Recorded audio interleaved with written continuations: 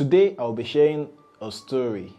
It's a bit sensitive, so I would be using words like grape instead of the actual word. A lady that was raped by someone who is supposed to be like a father to her, and that is her stepfather. It actually breaks my heart. When she was growing up, from the age of about, I think, 5 years or thereabouts, the man that is supposed to be a father to her started using his finger on her, which is super disgusting. How will somebody with half a brain, let alone a full brain, think of doing that to an innocent child? In the long run, she went to tell the mother. The mother said that she was trying to seduce the father, that is the stepfather.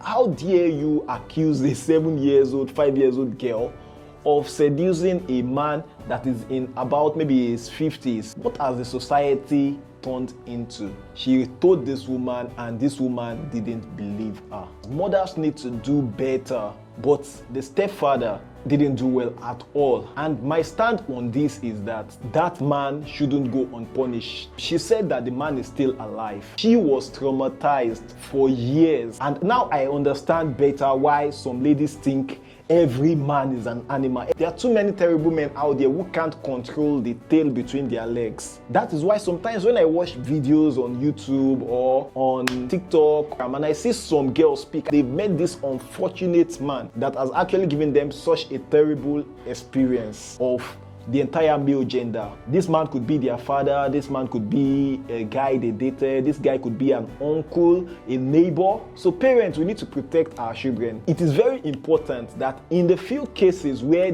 people like this speak up, the offenders, the man in question should not go unpunished. Because one thing I see happening in the society these days is that maybe the father was the one misbehaving, or an uncle. These girls actually carry a lot of trauma, a lot of pain, a lot of sorrow in their heart for years against themselves, against the male gender, like other innocent men out there. They bleed on every other person except the person who hurt them.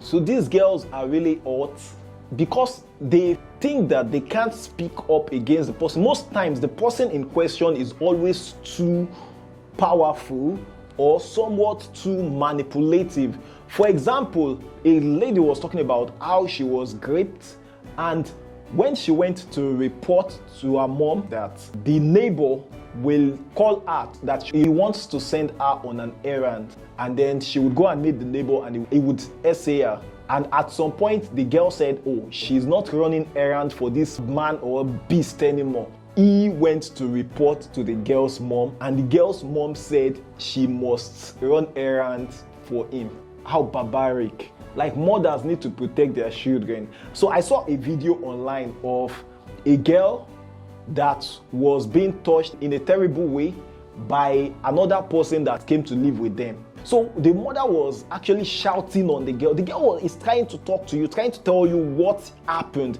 This was just about a 4-year-old girl too. And the mother was actually treating the girl as though she is the culprit.